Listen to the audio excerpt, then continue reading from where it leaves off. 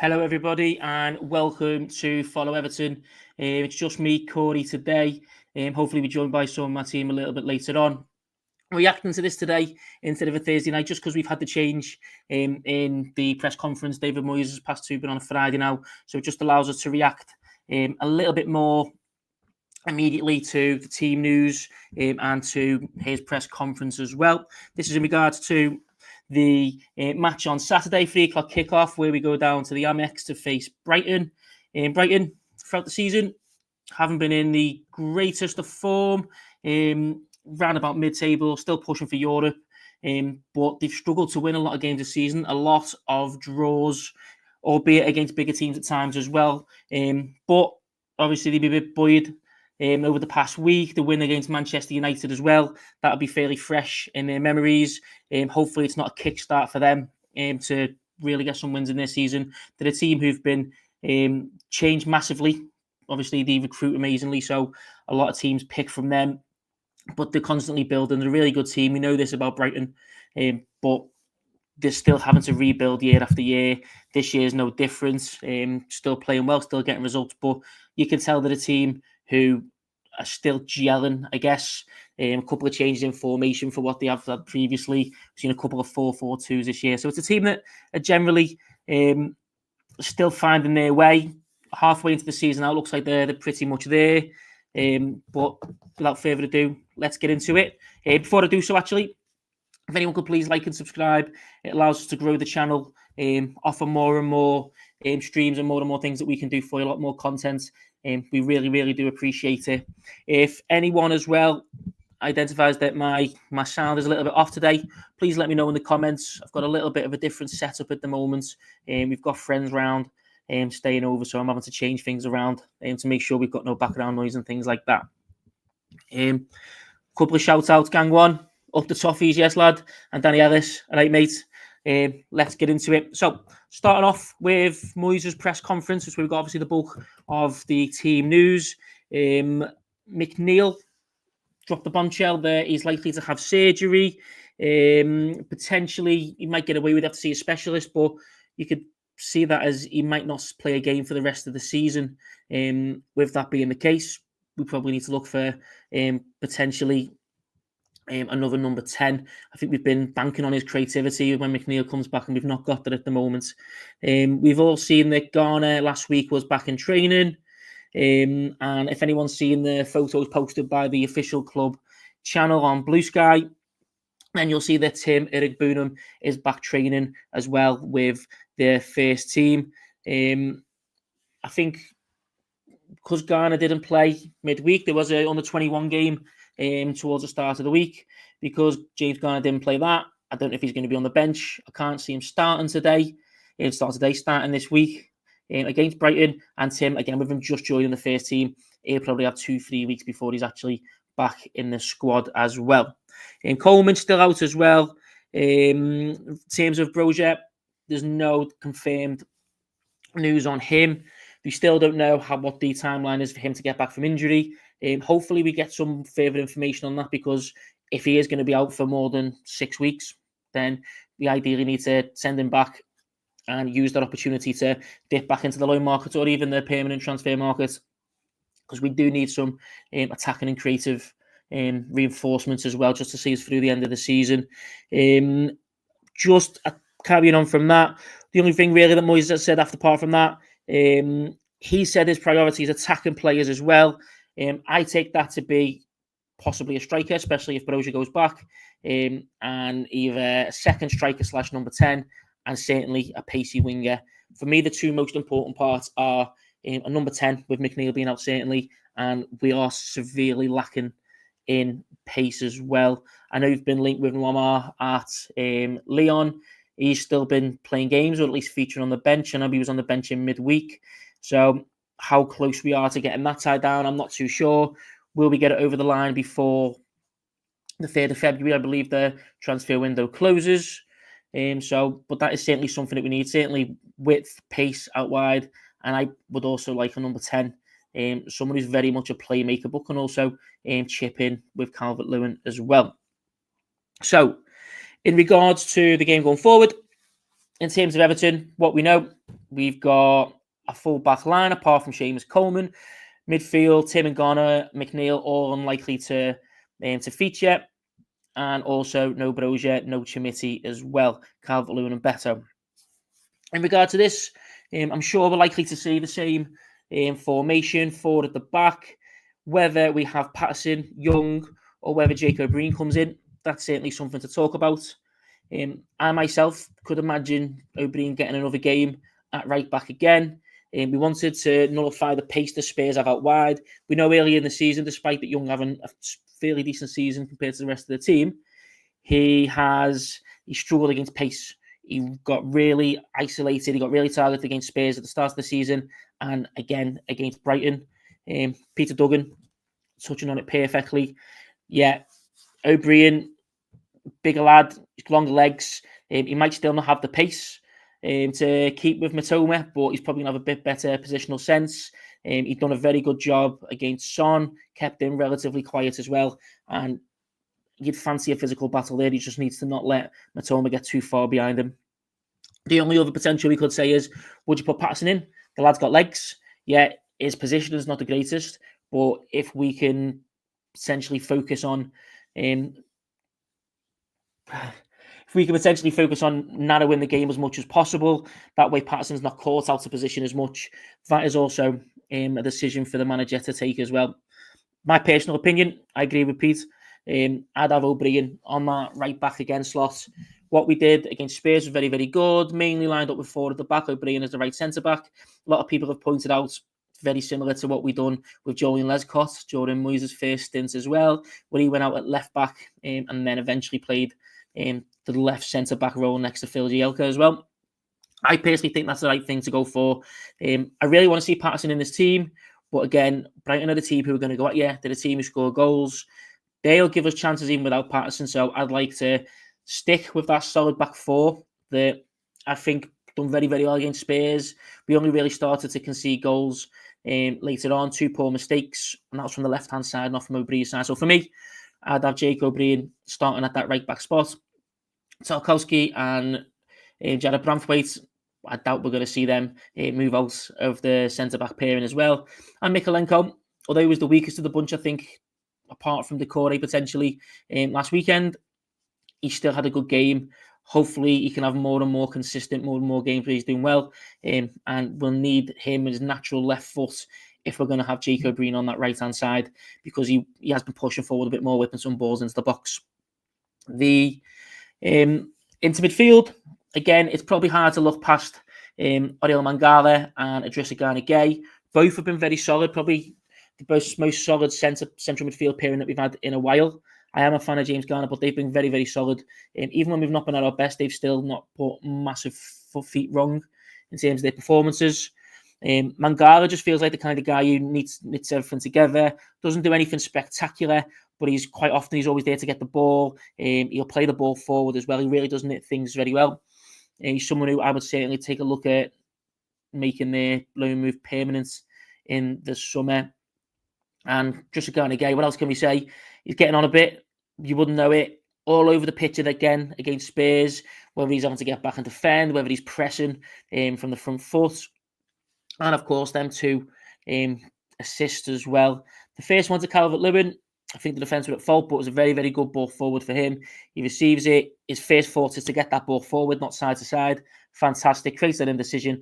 And Dom does what he needs to do and put that ball in the back of the net. The second goal, even better. We're passing the ball around the back. He's very much a part of that.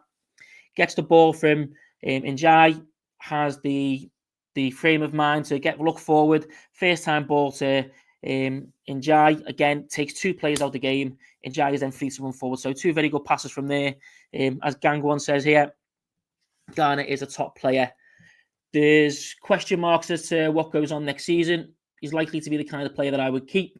Finances dependent. Obviously, he's getting on a bit. I wouldn't want to be giving him more than 1 year contract, but he is our best central midfielder. Mangala's knitting everything together. They've got a good partnership at the moment. Even if James Garner was fit, if it was me who was the manager, and unfortunately I've got absolutely no qualification to be so, Garner wouldn't get in against them 2. It'd be good to have him to be fit to come on late on, because we does look like we need that kind of support in central midfield late on, especially the way Brighton play. Before we get into them, just obviously, they've got a big squad. They might not have absolute standout superstar players in the team, but what they do have is a very well-balanced team and the squad as well. They can make 5 substitutions early on in the game, and there's no real drop-off in the quality of player. Adingra's played well, João Pedro's played well, but you can bring Welbeck on, you can bring Evan Ferguson on just when he's not injured. There's multiple players that you can bring on for that Brighton team, and it's really not going to change the quality of the 11 that's out on that pitch. So ideally, we could do with James Garner potentially coming in later on. Moyes needs to be a little bit more clued on as well in terms of maybe bringing the right substitutions on. He didn't dither like Sean Dyche has done, which cost us against Bournemouth. But the substitutes that he did bring on, I don't think they were the best substitutes, or I don't think they performed as well as they could have. I believe that bringing Ashley Young on in terms of Lindstrom's position instead of Patterson to play that right midfield role or right wing back role, it was potentially the wrong one, because then we just completely dropped off him. We've got no pace to get behind him. Ashley Young's going to sit in. He's not going to attack players, and that's what Patterson probably would have done. Probably been a bit more similar to Lindstrom, without sacrificing too much. And that would have been the correct substitution in my mind. I think Michael Keane, again, he came on for with Jacob Breen later on in the game as well. And I think he was a 6th and 7th. I think he was at fault for that second goal. Really shouldn't have let Richarlison blindside him and have the tapping on goal, essentially. So he needs to make sure he does the right substitutions as well. I think that's going to be a big part of the game on Saturday, and it could be decided on substitutions in that second half. Now, moving on from defence to midfield, from midfield going forward, you've got the 2 central midfielders. I can't see Lindstrom being moved out the team. Fantastic performance last week. He would have been a shout for man of the match with his performance. I think Njai and Calvert-Lewin for me, and Gay. Pippet, mainly because of the goal contributions, but he had a fantastic game. He's willing to press. We've seen before that although he's not the strongest defensively, he will have a go. He will put a shift in, and that's all Moyes will ask for. He's not just asking for players to be one-dimensional defensive stalwarts, and that's all they do. He doesn't mind having attacking players as long as they put a shift in, as long as there's a bit of graft there, and that's what we've seen from Lindstrom so far. So I'm happy to see him start again. Hopefully he'll drift in, he'll cause problems centrally, and then it'll allow us to potentially overload that Brighton team as well. On the other side, Iliman Ndiaye, of course, I think he's possibly the first name on the team sheet every week now, isn't he? We know his ability, we know his trickery. He's the kind of defenders that we can attack. He's going to have a lot of space. The way Brighton play football, we are going to have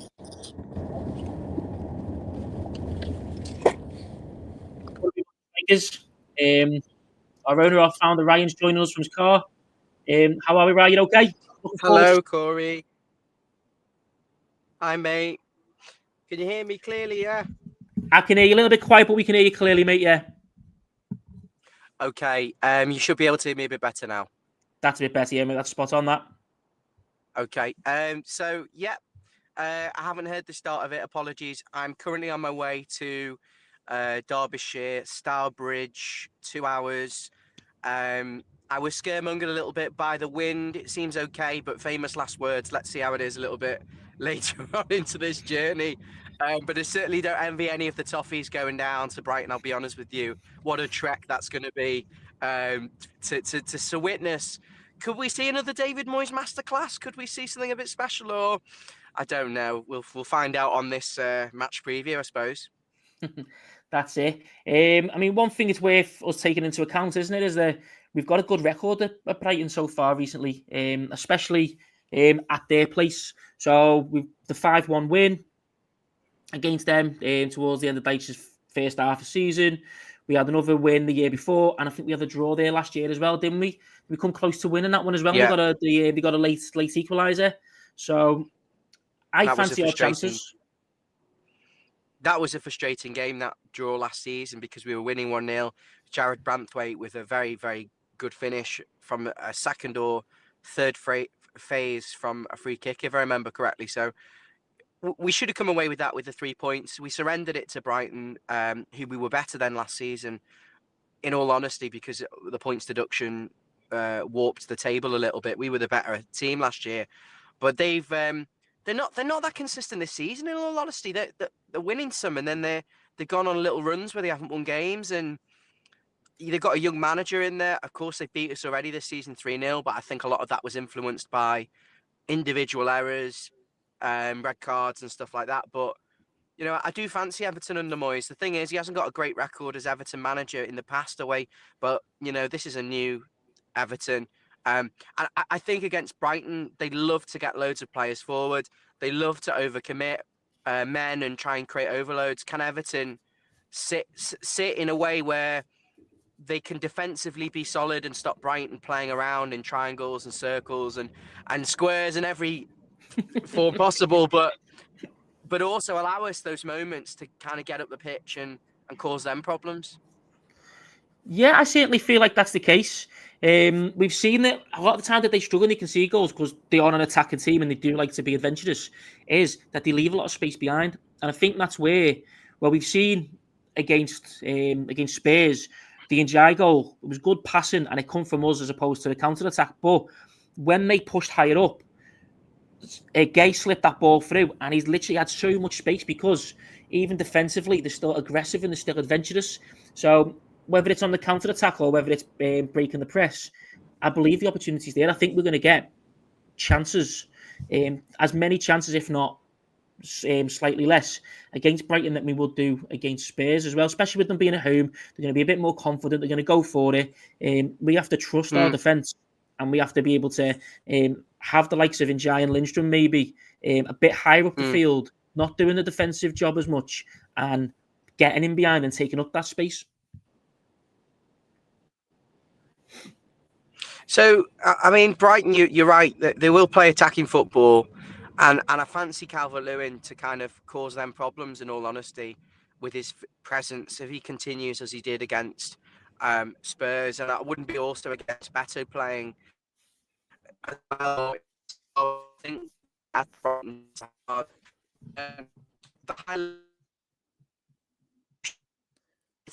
Sorry, your signal's going there, mate. Are you okay? It was similar to Carlo Ancelotti, what he liked to do. Yeah, I can hear you. Having a bit of technical I can now. You've just been breaking up a little bit there, my mate. Hello? Hello, I can hear you. I can hear you. I can hear you. I can hear you. We can hear you now. We can hear you now, yeah? Can you hear me? Okay, apologies. It may be a bit of a dicky one. We can't get the staff in the middle of the afternoon. Yeah, so you can definitely hear me, yeah? I'm not talking to myself. Yeah, I can definitely hear you now, mate. It was just a little dropout. Okay. Listen, the centre-halves of Brighton, I think we can get at them, no matter who plays up front. The new system under Moyes, similar to the Ancelotti one where we played a 3 hybrid 5 system, sometimes a 4 system, in terms of defenders, just to make sure we've got enough bodies back, but also have enough forward and that stability. I'd like to see a continuation of that, really, with the two sort of Ndai and on the other side, whoever that is.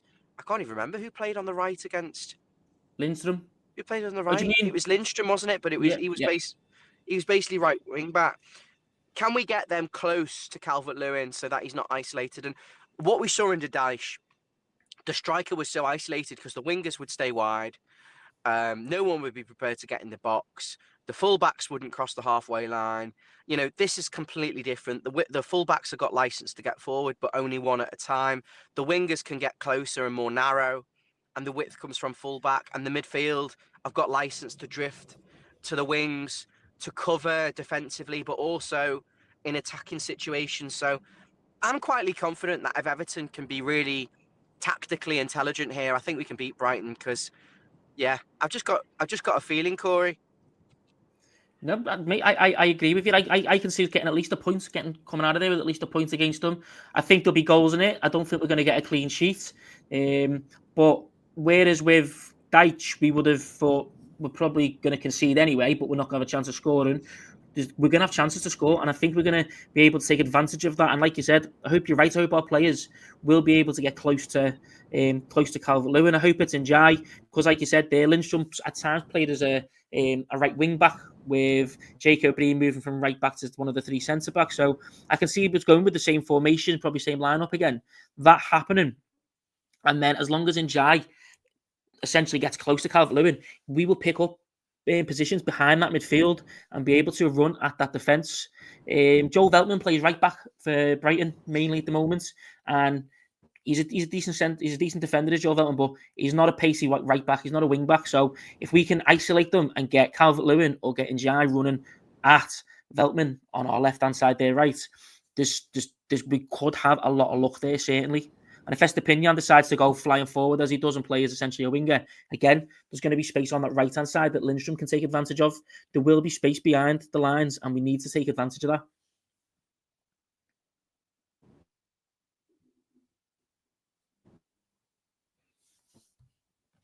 Are you there, my mate? All right, so I think we may have lost Ryan again, guys. So just responding to this from Tazul. I personally wouldn't, fitness-wise. I think the defence done well against Spurs. It wasn't until we started making substitutions and a bit of complacency crept in that we started conceding. So I'm happy with that. I think, like I mentioned, the two midfielders, the two wide players, done well, and Calvert-Lewin. The only question would be the Corey, but we're probably going to need him to defend and press. Still not great on the ball. But who else are we going to bring in at the moment? We've got no one. We'd all like to see Harrison Armstrong come in and get a go, but it's probably going to be a game, especially away from home where we're defending. If we were at home against Brighton, I'd have probably been a bit more inclined to say throw the 17-year-old lad in. He's far too good for the 18s. He's a very good player. He's physically, he might not be up to the stretch just yet, but for his age, he's very well physically capable. And we've seen the pass that he put through for Beto. So the lad's technical enough. I think he can play that number 10 role. And he will probably be the kind of lad who will drop back into central midfield. But for this game, against Brighton, away from home, I think unchanged team. I think the Corey still gets into that number 10 spot. Do you think the same, mate?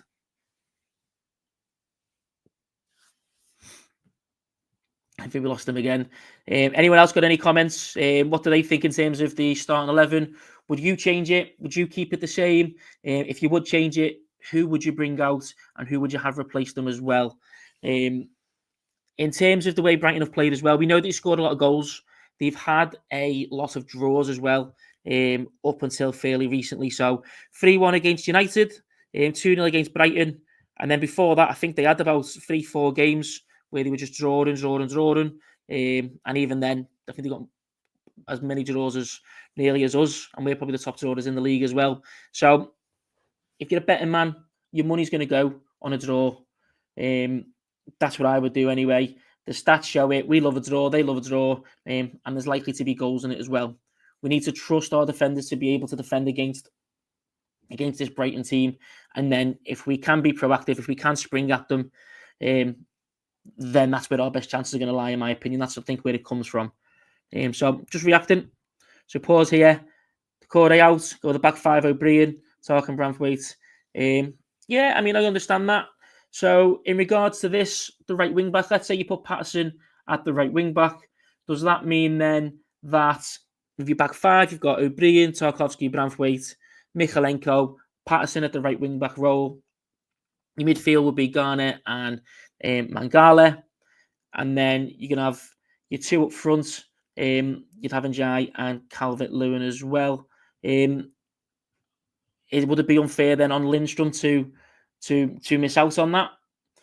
Or would he go in that number 10 role as well? Or would you go 5-4-1 up top as well? A lot of shouts here. So Ian the Blue wants to see Patterson right back and Peter Duggan. Patterson on towards the end to back up O'Brien. I agree with this one, Peter.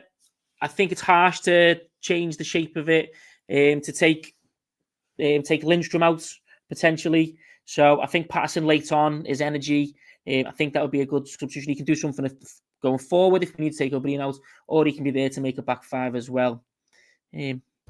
just for this one, for Tazu again, I would like to see Garner get some more game time at some point, but he's still coming back from fitness. I don't know if he's going to be fit for this game. If he does play, he'll likely come off the bench, but I can see him not making an appearance at all on Saturday as well. Lindstrom, yeah, doing very well. And then Paul's just from replying to me. So Lindstrom and Dye at 10, DCL striker. So we're talking similar to what Amorim does at Manchester United. So you've got your 5 at the back, your 2 wing backs fairly more attacking, and then you'd have 2 number 10s that get close to him. It's also a formation that Brighton used to do under De Zerbi. Last season, they had a lot of luck and a lot of success with that, because what does happen is, and it follows on from what Ryan said, your 2 number 10s or your 2 second strikers get very, very close to the number 9. They cause a number of overloads there where Dominic Calvert-Lewin, Beto are strikers. They're usually isolated, aren't they? So I can see that. I understand, and it's potentially something that I wouldn't mind seeing as well. I personally think that he's probably going to go with an unchanged team. It's our first win in a while. It's buoyed the squad, it's buoyed the fans. So I can see him just kind of riding high on that, trying to follow that through.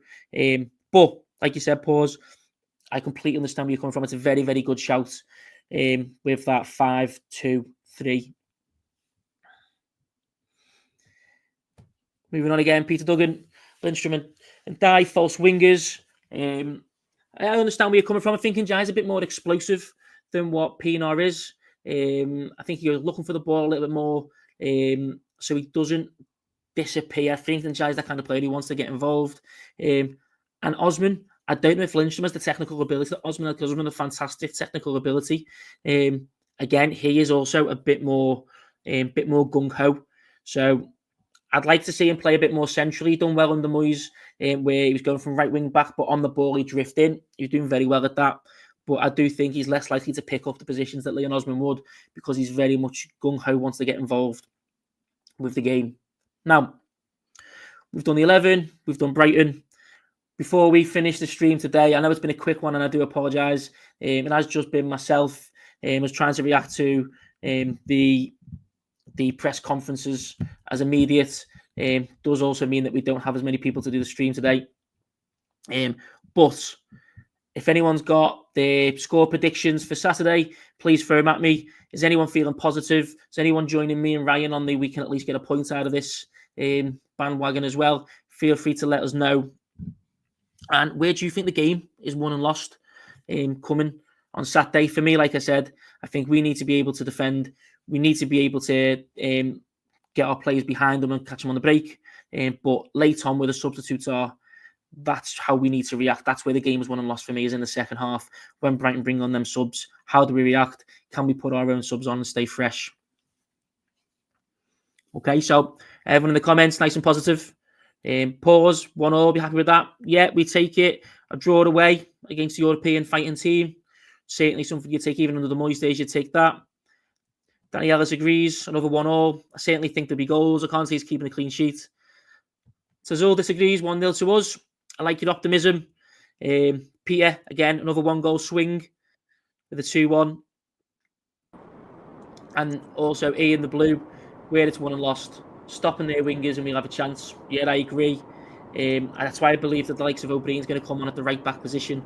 Hopefully nullify that, be very, very strong defensively, and then hopefully kind of counter-attack special and take advantage of them pushing so high up the pitch. Right, you're back. Hiya, mate. Can you hear me? Yeah, I can hear you now. You're back out the Twilight Zone. Got a confession. I tried to be very, very clever, and I was driving on Higher Lane, and I was on the stream, of course, with you. You could hear me again. I thought, I'm going to be very smart here, and I'm going to turn left, and I'm going to go to Finch Farm and see what's going on. So I turned left. The signal completely went, and I'm stuck on a one-way system outside Finch Farm, looking like a right prat, trying to refresh to get signal. But in all honesty, there was nothing going on. A couple of people in cars. They didn't look like footballers' cars, probably staff in all honesty. Not to sound like a footballer, but I'm in a Mercedes-Benz GLB. It's quite a nice big car. I could have blagged my way in there. Hello, I'm here for a meeting with Kevin Felwell. I'm a footballer, honest to God. But no, it was a little bit embarrassing. And then I got sent round on a wild goose chase trying to get out through Halewood back to where I started. So I achieved absolutely diddly squat. I have no information for you, but I can safely say they're not training. There's nothing going on, but there's no fog and there's no wind. But security was there, obviously. So, and that's, I'm Wondering assuming what I was doing. all the journos have gone now. Obviously, they would have left round about 1:30, 2 o'clock. Paul's is just saying here for you, mate, you look more like a journalist. So maybe we'll have to send you in undercover, see if we can get some finger on the pulse reporting. Maybe for Mate, see what to be happens honest, if we can. I can't really. Let me just ask my assistant to show you what I look like.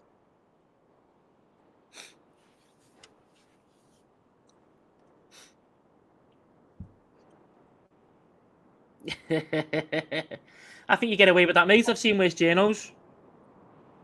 I'm in a white shirt, white blazer, long coat.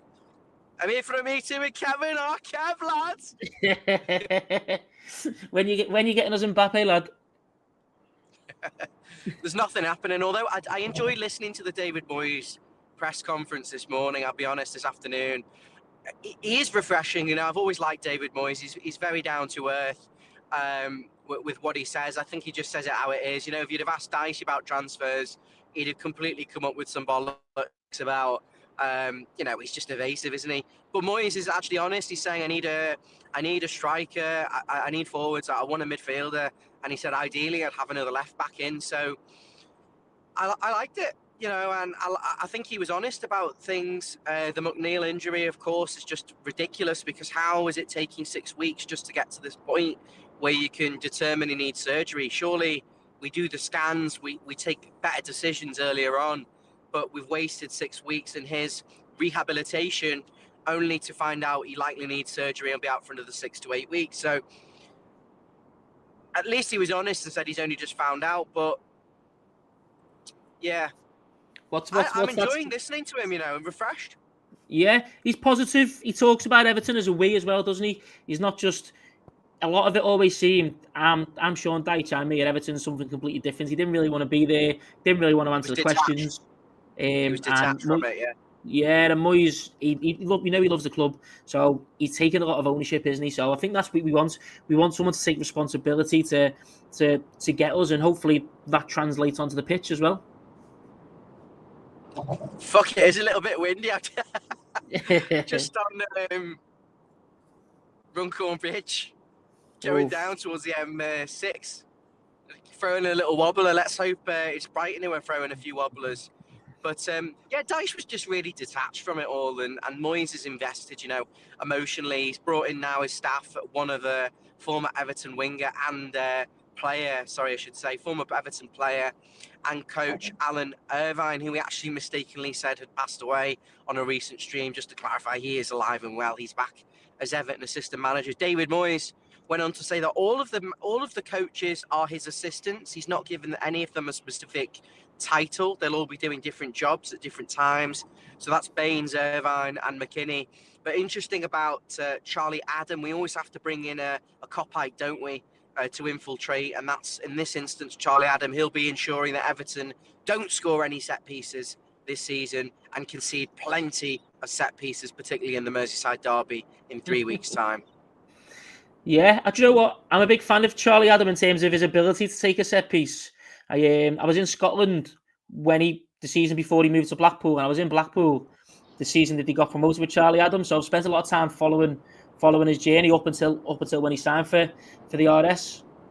So I actually, from watching him closely, not just match the day and maybe when Liverpool are on and I'm coming from behind the sofa, he's technically fantastic. He was always organising. He was a captain for Blackpool. He was always organising for set pieces. So look, I don't care if they're former Reds or not. Look, some of their best players have been big blues.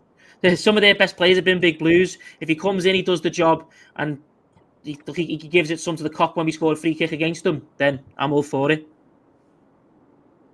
He was only just on LFC TV commentating on a match and saying, how much he loves the club and all this bollocks. I don't really want Liverpool. I mean, yeah. People disagree. Some will agree. I don't think it's ever worked well for us when we've done that. We've had a few of them before, ex-players and kind of ex. We've had Rafa Benitez and stuff, but I'm not saying it's that level, but just don't like it. Just don't like it, mate, man. I understand. The next question would be then, Heitinger at them. Would you ever take him back at us? Now he's been a coach there. Listen, it's a difficult question. The thing is, look, they're professionals. They go with the job. They're not going to go, oh, I was thinking about this before. Charlie Adams not going to go, oh, it's Everton, I'm not taking the job just because he's a former Liverpool player. Yeah, I agree. And I think I would take him. I would take Heitinger because it's just professional sport. I'm just saying, I personally would prefer not to have Liverpool fans, Liverpool players. Sean Dyche was notoriously a Liverpool fan. Yeah, I don't know. I just don't like them, mate. They make me feel a bit sick. They're horrible. She's tried being related to them. Thankfully, none of my family are Liverpool fans. Not a single one. You're a lucky fella, mate. I have to deal with it every Christmas. Just smack him over the head. They do tend to after a couple of champagnes, like. So, do you think then, obviously, the appointments that we've got in, can you still see us bringing in an attacking coach? Obviously, on top of the set piece coach, Charlie Adam, can you see us? No, you just think that's it. Now he's got his team. I think he's delegated the role of the set pieces to him, and good luck to Charlie Adam. But it's interesting when he said about this position, about how he wants to ask Charlie to study the opposition set pieces and study and come up with plans to score game by game against opposition. So that's quite an interesting element of the game, which David Moyes probably hasn't got an awful lot of time to do. But it's such an important aspect of the game. Yeah, you're correct. How do you concede goals from? What are they weak to? And so Charlie Adam looks at Brighton's team. How do they set up for set pieces? What are they vulnerable to? How are they concede goals? How do they defend? How do they attack the set pieces? And then gives the information maybe back to Moyes and said, this is what I think we should do. This is why. What do you think? And I think that can only be a good thing. With regards to the attacking side of coaching, I think that's David Moyes' remit with his staff. I don't think he delegates that. I think he needs to have the authority to kind of implement his style, which, as we know, fullbacks bombing on, wingers narrow, midfielders drifting around, but also having a good solid structure. And what we saw against Spurs was a bit of a compact mid-block without the ball. And, we were willing to go and press, and I loved that, and take a risk. But, against Villa, the risk didn't work. Against Spurs, it does. But you could argue, Corey, you're better off winning the game, losing the game, winning the game, losing the game, then draw. Draw.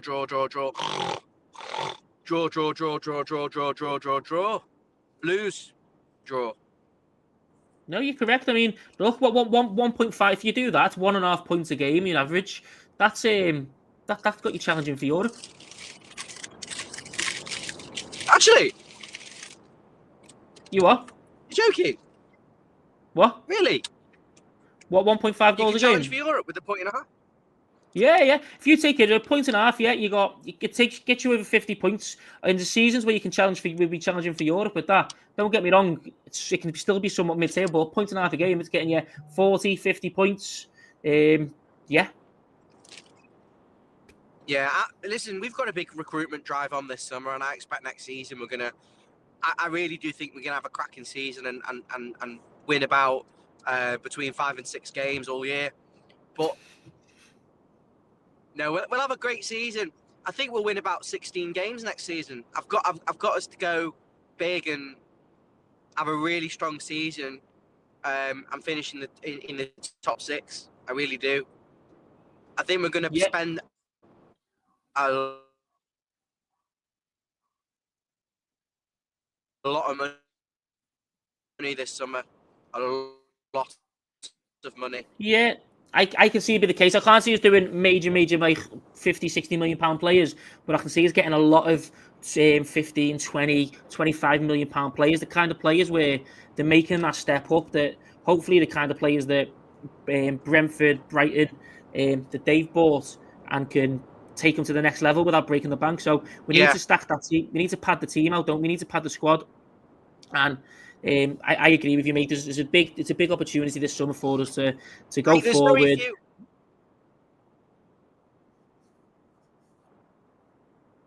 Go on, mate. I'm not renewing the contract of a lot of them. Yeah. I'm releasing most of those players that are out of contract at the end of the year.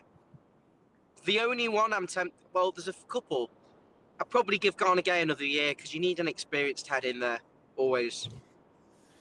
I wouldn't say he would play week in, week out, but certainly the likes of Decore and Young, I'd be letting them go. Yeah, anyone on big wages out. And Jackie Harrison, I'd be slapping him. I'd be sticking Jack Harrison in a headlock with Denise Baxendale because he's bloody awful.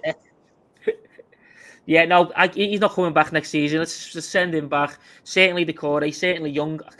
To be honest, I could see Coleman not getting another contract. Do a testimonial no, he won't. At the new stadium for him and have him on the coaching team. Not a chance Coleman gets a new contract. He's barely played for 2 seasons. His body's not up to it. He can't stay fit. I personally wouldn't give him a new contract, but I'd give him Leighton Baines' his job in the under-18s if he wants it, and say, you know, you work your way up, you'll be involved and part of the team in the future. But we need to be shifting Nathan Patterson on. We need to be releasing Coleman and Young, and we've got a lot of work to do. Keane is another who's not going to get a new contract. Decore won't get another year. I just think he's going to come in with a checkbook. But it was interesting, Moyes said, I'm not really that bothered for players for the future. I want seasoned players now to make an impact. We don't need anyone for the future. We need someone now to get us out of this mess, particularly forwards. He highlights forwards. Yeah, I do. I think. Why are we so fucking useless when it comes to recruitment? Just get some 18-year-old kid to go on Football Manager, type in striker or winger, 21 years of age, whatever, and go and fucking bid for him and stop fanning around, because it's easy nowadays. You don't need to go and sit and watch 38 games in the Championship. It's all data-based. Everyone knows who's the players. Go and speak to the agents. Who's available? Oh, he's not available. Fuck off then. Let's go and find somewhere else, because we haven't got time to be messing about. I think one of the bigger ones are there as well. Like it's Palace. They got Eberechi Eze. He wasn't really he was the worst kept secret. Michael Elise straight after that. Again, he was even worse of a kept secret. It was very well known how good of a player he was, how cheap he was. And no one would bid for him. We wouldn't have even touched him with a barge pole. And they're exceptional players. Adam Wharton he just got, and they're signing a new lad from Blackburn as well. It's 4 players from the Championship, all fantastic. All are going to be able to make that step up, and no one's just, especially Everton, haven't had the brass stones to take that risk. I do think it's not black and white as I make it for theatrics. We probably do know good players. We probably have got the targets. Actually, Moyes said the targets were already picked before he came here. He's just been giving his opinion on them. I think David Moyes should have the final say. I don't think he should have an opinion. I think he should be said. I think Moyes should be able to have a vetoing power over any new signings, in all honesty.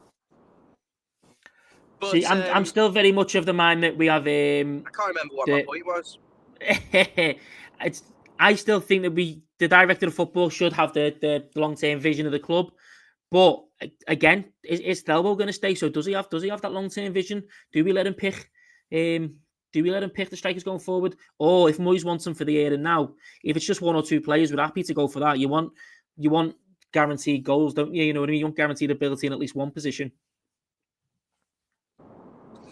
I think we probably do know. We do have good targets. We do identify players. When I met Paul Winstanley, the Chelsea director of football, a couple of years ago it was now, I had a conversation with him. I'm not going to divulge terrible amount of information, but he said because I was there in a professional capacity, but he said that Everton scouting network, and then you can use your own definition of what I'm about to say. But the fact he was able to say that we've got a substandard scouting network is a bit of a worry if it's known, and then it makes us a bit more desperate when it comes to negotiations, because clubs think, well, these guys don't have a clue, they don't have a list of targets, they don't know, they must. Ultimately, I think that's probably a bit misleading. I think we have shown in the past we are capable of identifying players. The problem is Kevin Thelwell has the charisma of a tree that's been knocked down in this storm. He could not convince the thirstiest man in the world to drink water. And that is the problem we've got. We need someone with a bit of charisma, leadership, as a director of football, to do the negotiation, and I think we'd have more of a chat. I mean, we lost out on that Philogene bloke from Villa. He should be snatching at the bit to join Everton, pushing them. And if Everton go, I only going to pay 12 million, he should be going, well, I only want Everton. I only want Everton, and I'm only moving to Everton. But the fact of the matter is, he'd rather go to bloody Ipswich. So well, I don't think we can negotiate. I don't think we were in for him this winter. Once Moyes come in, I think that was all vetoed. I really don't think he was a Moyes type player. Yeah, he's tricky. He's got a little bit of pace, but he's nowhere near consistent enough for what Moyes would want. And like you said, if he wants pride, Moyes mentioned him. Oh, did he? Yeah, he actually name checked him today.